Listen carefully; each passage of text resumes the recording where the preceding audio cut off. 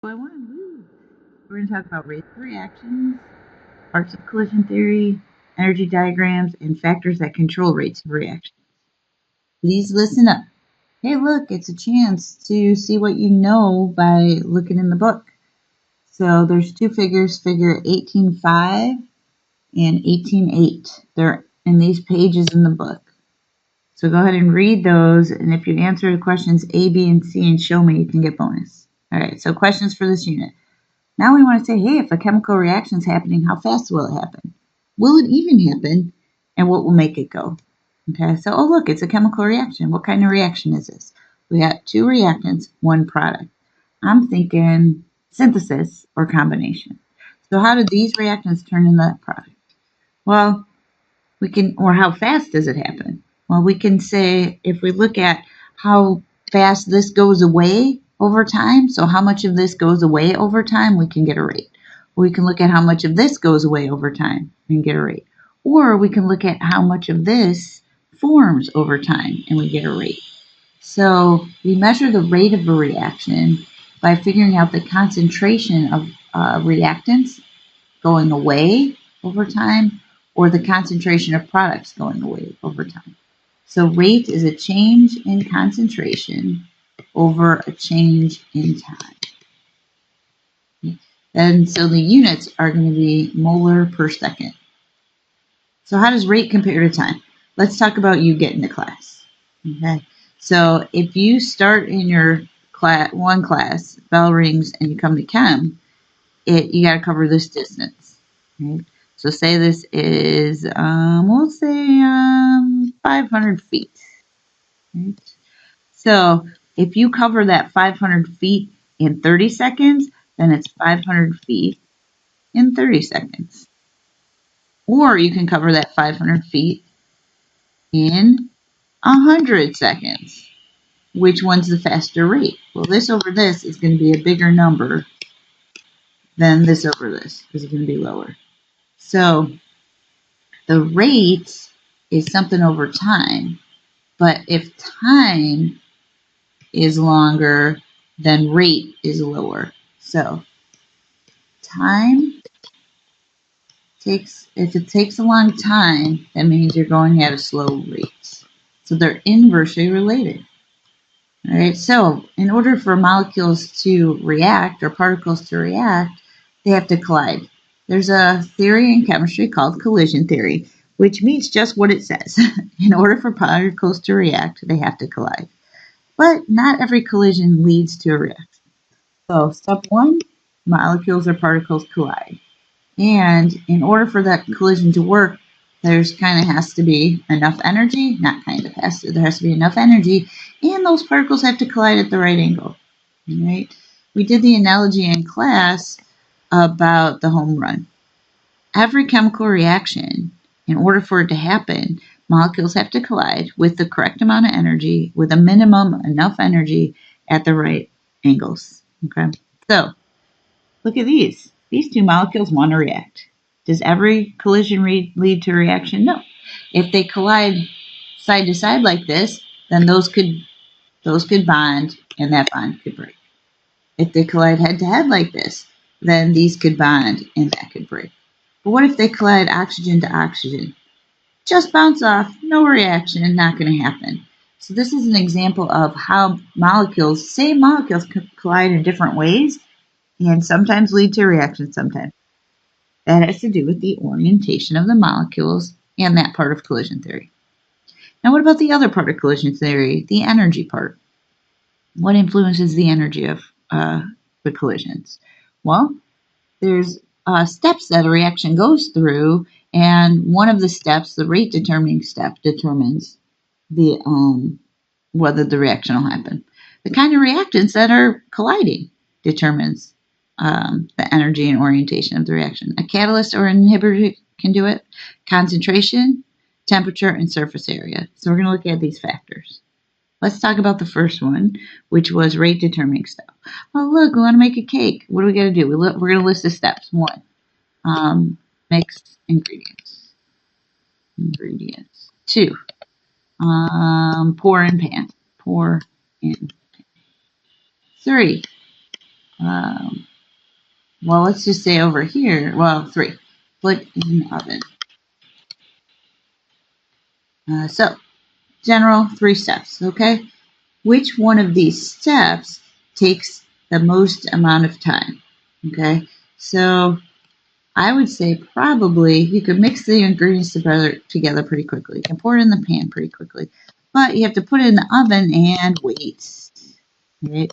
So this would be the step that you cannot get cake any faster than that step happens. So that's called the rate determining step, is the slowest step, the one you're waiting for. It controls the overall rate of the reaction. Okay? So the rate determining step of cake mixing is baking it. So if we look at all of these steps, we go from batter to cake, reactants to products. These steps have to happen. So these are called the reaction mechanism. It's an analogy for reaction mechanism. And the rate of the reaction is determined by the slowest step. Okay. About nature of reactants. Well, you can have a really complex molecule. Whoa, that looks complex. And in order for it to react, it has to break all of the bonds in that complex molecule. Or you can have simple molecules. And in order for these to react, you have to just break these bonds and then build up new ones. Okay. So the complexity of a molecule can make the reaction faster or slower. So this might take longer because it's really complex. Usually, okay, not always, complex molecules take longer to react. Longer to react. They might need more energy. They might need to hit each other in a different orientation. Okay, simple molecules in general take less time to react. So their rate's faster. Less time, remember, low time, fast rate. All right, so what can we control? Well, we can control the temperature reactions at. So if we increase temp, then more molecules have more kinetic energy. More molecules get more kinetic energy. What does that mean? That leads to more collisions.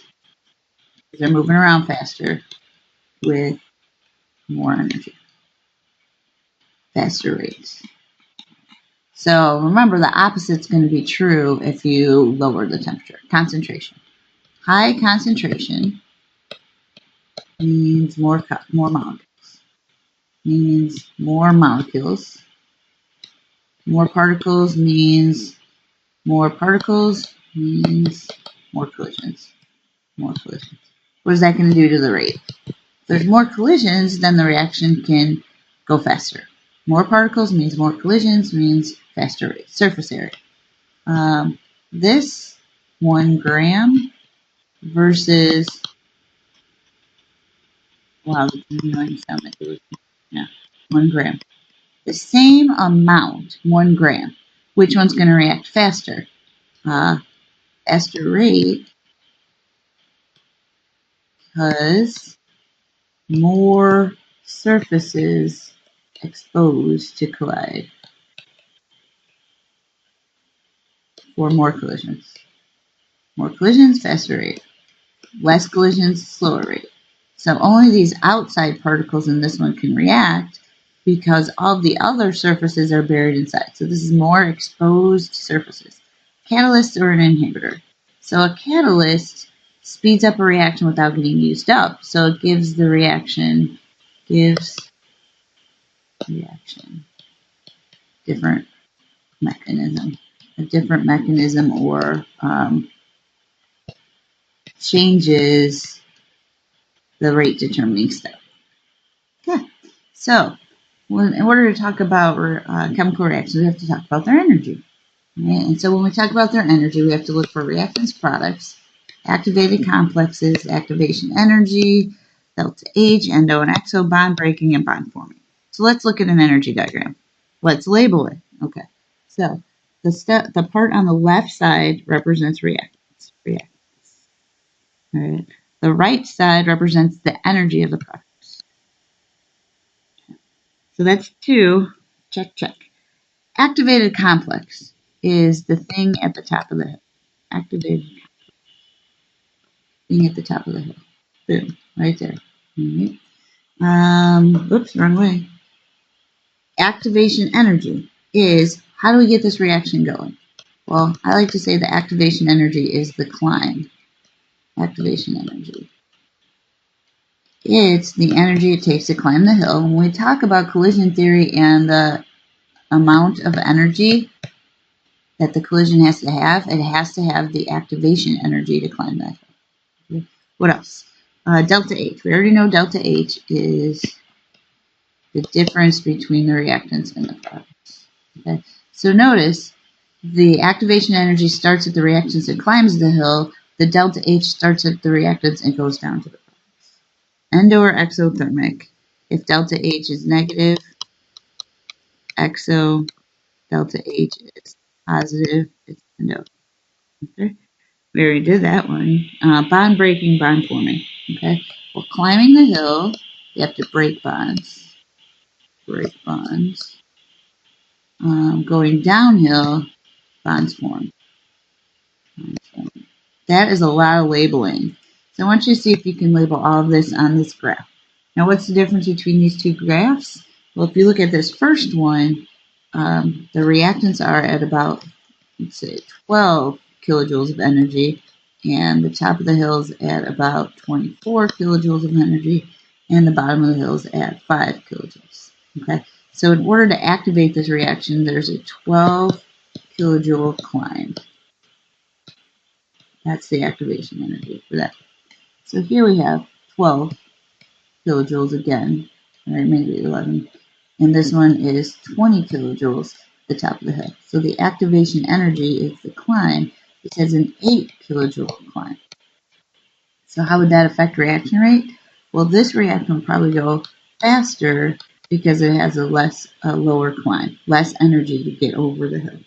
Okay, so here's some labeled diagrams. This one's endothermic because delta H is positive. This one's exothermic because delta H equals negative. Okay, exothermic. And so activation energy is the climb. This reaction might take a longer time because look at how high the climb is. This reaction only has to climb that high. Okay, fast or slow, catalyst or inhibitor. So we already looked at this one. This has 12 kilojoules. This one has 8 kilojoules. Which one should be faster? Fast, this one. Slow, I'm sorry. Just kidding, kids. And anybody else listening? This is slow, and that one's fast. Lower climb, faster rates. Hey, how can we change the rate using a catalyst? Well, let me change colors to green. So what a catalyst does is it keeps the reactants and the products in the same energy spot. Right? Same energy spot. But instead of having to climb this high, a catalyst might give this reaction only we'll say this is 12 and this is 17, 5 kilojoule climb with catalyst. So guess what's going to happen? This reaction is going to go faster now because it only has a 5 kilojoule climb with the catalyst. Okay? So what a catalyst does is it lowers the activation energy. The catalyst lowers activation energy. We'll keep talking about it, but at least you have it in your notes so that when we talk about it, you got it in your notes. All right, all reactions break and make bonds. So we talked about this before. Breaking, absorb, so that's BA. Release when formed, that's RF. So all chemical reactions BARF. Break them, form them. Breaking absorbs energy, releasing energy when the new bonds form. You got a BARF to do chem. Okay, so exo and endothermic talk about if you're breaking, it takes less energy to break them, and when bonds form, it's going to be exothermic. All right, so exothermic is that one. But if it takes a lot of energy to break them and only a little bit of energy to form them, then this is going to be endo. All right. Oh, look at that dog. It's barking. All right. So again, breaking absorbs energy. Energy is released when bonds form. This is exothermic because more energy is released. Breaking absorbs. Energy is released when bonds form. This is exothermic because more energy is released when the bonds form than it took to break them. Okay. Exothermic reactions are favored in nature because low energy is favored in nature. What a relief. That's a relief. So this is a relief. This is not a relief. So just to review, rate of chemical reactions is measured in the change of molarity. Molarity is concentration, moles per liter, over time. And time is usually, we're going to usually measure it in seconds. Time is opposite of rate. So if rate goes up, then it's low time. High rate, fast rate means low time. Collision theory, you got to collide with the right amount of energy in the correct orientation. Home run derby. Reactions occur in steps called mechanism. Slowest rate determines it. Complex shapes slow down a reaction. Energy diagrams explain a lot, so you should too. All right. Look, a bonus opportunity for you. Here's the objectives that we covered. I'm going to flip through a bunch of slides that we're not going to cover until class. So it's like a preview of fun to come.